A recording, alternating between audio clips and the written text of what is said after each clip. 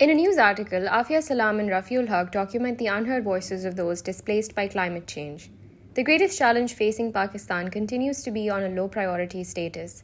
Those migrating due to climate change are hardly acknowledged in the existing national climate change policy. Even the disaster management plans do not address the trend of climate-induced migrations. Naseer Mohammad Brohi has a faraway look in his eyes. Sitting on a wooden cot woven with rope called charpai on a beautifully embellished rilli the patchwork bedspread Sindh villages are famous for, his eyes span the undulating vista before him. He's the head of the village of Chhatto Chand, made up of about 100 households, all kin to each other. In that capacity, he bears the weight of responsibility of not only looking out for his people, but also the assets, the most precious of which are about 500 heads of cattle that sustain all of them. He has recently arrived with his village folk in Jabal, an undulating rangeland near Jhimpir in Thatta district. His arrival here is a continuation of a norm he has seen his elders follow. They too moved from their settled village closer to the town of Thatta. He doesn't know terms like climate change or migration. He just knows that some generations before him, his pastoral ancestors trekked from Pandani in Balochistan to Thatta, the thriving capital of the hospitable, accepting land of Sindh, and settled near the Kinjur Lake in Jabal beyond Jhampir. Life in the area they had come from had become very difficult due to the scarcity of food for their livestock, so they came to the land drained by the Indus River and settled in an area that resembled the undulating terrain they had left behind. In Sindhi language, Jabal means a hill or a higher ground, and here they could reminisce about the homeland they had migrated from. These Brohi tribesmen started their life anew while still following their traditional pastoral lifestyle. 5 generations later, livestock still in the mainstay of Naseer Brohi's kinfolk. It provides them with food as well as cash. They sell milk of their cows, albeit at a very exploitative, low rate to a middleman. He buys it off for them for about Rs 40 per litre, whereas the going rate in the city is at least 4 times higher. They are dependent on him coming to collect the milk and sell it to the town market and agree to this low price because the alternative would mean taking the milk to the market every day from their relatively remote location. The goat milk does not have a great demand in the market, so that is used for their own consumption, especially for their children by the villagers. He knows that the village is where they must return to when things become better. This is why he has left some of his trusted people to look after their homes and assets despite the damage they had suffered due to the torrential rain. Most of the mud houses and thatch abodes known locally as chuppers had collapsed in the rain. Only the few brick and mortar houses built by the relatively more affluent of the community remained standing. But for all intents and purposes, the village was their home, while Jabal, where they had made their temporary dwellings, was a place of refuge from scarcity and paucity of cash that would enable them to buy fodder for their cattle. This area, which was chosen by his ancestors, provides him and his people as refuge where they can eke out a subsistence living along with their animals whenever they have to leave their village due to adverse climatic conditions. He sits there watching his womenfolk busy in their household chores of tending to the cattle, fetching water, and milking the cattle while the children play around the open space or sit huddled in clusters. While acknowledging the benefits of the move to their ancestral land, Naseer is mindful of a major downside of this migration. He is sad because of the disruption in the children's education.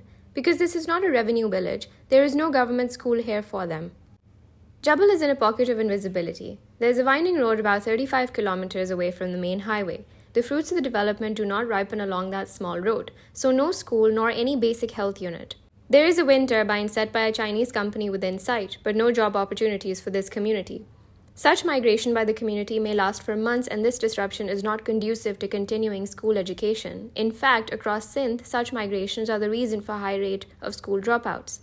He sees the frequent to and fro as detrimental to the continuity of education for the children. He realizes its importance for their future because despite being the imam or the prayer leader of the local mosque, he missed out on any formal education. Interestingly, but not surprisingly, this concern does not extend to the girls of the community. Culturally, there is still a resistance to the concept of sending girls to school. One reason is the responsibility put on their shoulders for all household chores, especially fetching of water, which consumes the better part of their day. The area of Jabal is their fallback option, the only plan B of the community for when the going gets tough and they cannot sustain their livestock at their permanent abode.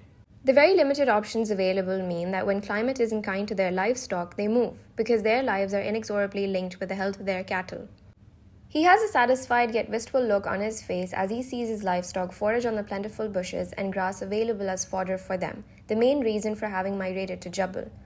Life was much more comfortable in the village, where they had access to running water and transport on the main road. Despite this, they were forced to move to this relatively remote area they could call their own. The recent rains had been a boon, and there was food aplenty in Jabal for the cattle. Presence of medicinal herbs and bushes meant they were able to take care of their minor ailments, as knowledge about their healing powers had been handed down to them by their elders.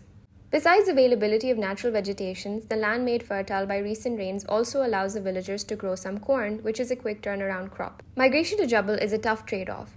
Life for the livestock may be better here, but it's definitely more difficult for the people, especially women. While they had access to running water in Chato Chand, here the water source is quite far from the village. They're dependent on the water that collects in a depression for household and livestock use. In Jabal, they have to carry utensils and fetch water in them, which makes life additionally difficult. He says despite these hardships, knowing that they at least have some ancestral land to move to when it becomes difficult to stay in their village is a blessing. It's unlike the fate of many other communities who drift from place to place seeking food and forage, many times being displaced from where they had set up temporary abode because the landowner doesn't want them there. Those climate migrants are in a far more pitiable condition than Naseer Brohi's clan. He does point out to some encroachments on their land, which is in proximity of the KIV water supply scheme for Karachi. He is, however, not too worried about the fact that his clan does not hold any title deed, as over all these years, that has not posed a problem to his people making use of this place. The beginning of encroachment, however, is reflective of the plight of all the indigenous people who run the risk of displacement from their ancestral land simply because they hold no papers to back their claims over it. Internationally, rights of the indigenous people are being recognized as legal, and laws are being framed to encompass the legal as well as traditional rights.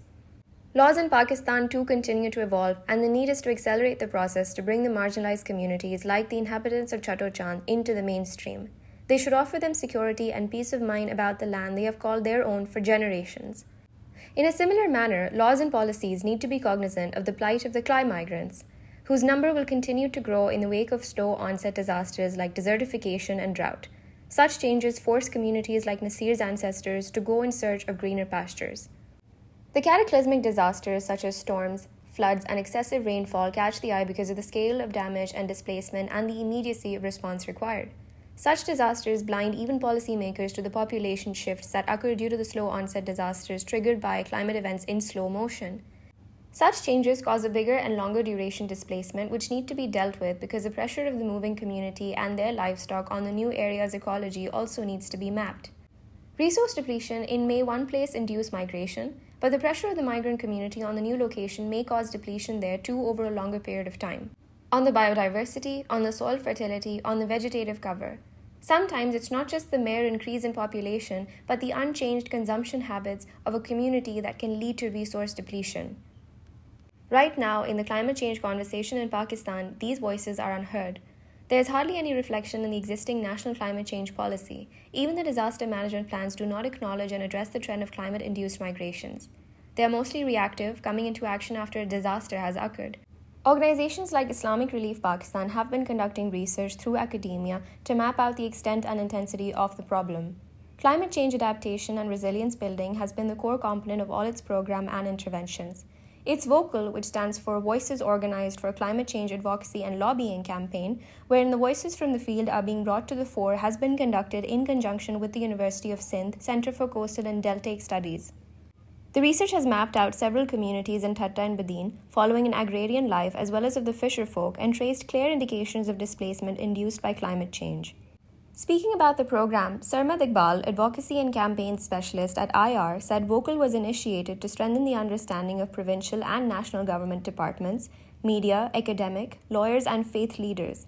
The objective is to raise climate awareness and shed light on the issues from a multidimensional and multi-institutional perspective. It is imperative that the research findings gain resonance in the new documents and policy plans. The measures needed may fall under the umbrella of mitigation, adaptations, or climate action, which Pakistan claims to have met 10 years ahead of target. But unless the people on the ground reap the fruits of those actions through resource equity and justice, the achievement will ring hollow to them. The inequities and injustices were thrown up during the unprecedented monsoon deluge of 2020 that impacted both urban and southern rural Sindh. However, there was wide chasm in the attention that urban disaster garnered in media and subsequent response among the authorities and the already marginalized, poor, and dispossessed in rural areas. While it's true that these inequities played out within the urban areas as well, seen by the way some parts of Karachi and Hyderabad gained the eyeballs through mainstream media, while others relied on attention garnered through what we can term as citizen journalism, it took a lot longer for people in the rural areas to receive attention and relief. Pakistan is consistently appearing high on the Global Climate Vulnerability Index put out each year by German Watch. The slow onset disasters set in motion by climate change are likely to barrel into the ones whose frequency and ferocity is increasing, impacting large swathes of land and the people inhabiting it. This is true for the vulnerable areas of Pakistan ranging from the mountain ranges in the north vulnerable to glacial lake outburst floods, or the desertification being witnessed in the Cholistan in southern Punjab, Tharparkar in Sindh, and larger arid areas of Balochistan. We see no projections of the scale of human displacement and migration as a result of these phenomena, which are likely to be exacerbated due to the climate change. Sindh is about to finalize its climate change policy. Now is the time to embed the factor of climate-induced migration, map the locations of vulnerable communities, and plan for their relocation where they can sustain their life with dignity. Waqar Fulpoto, who is the focal person for Government of Sindh for the climate change policy, when approached, said that policy has almost been finalized, but he will definitely be open to addressing the question of climate-induced migration to make it all-encompassing and a responsive policy. There needs to be proactive engagement with organizations, community leaders, and development sector personnel to make sure the policy response is adequate and just. This is also the only way we will be able to meet our commitments to the whole range of sustainable development goals that Pakistan has committed to fulfill with the rest of the world. Because they all stream into each other, a standalone meeting of just one goal is not likely to help in meeting the objective, as they have highlighted. It's in Pakistan's own interest that all climate change measures be taken while keeping an open eye for all the SDGs, because they are as cross-sectoral as is climate change a looming threat. Only then will we be able to claim that we have the interest of Naseer Brohi and his community at heart.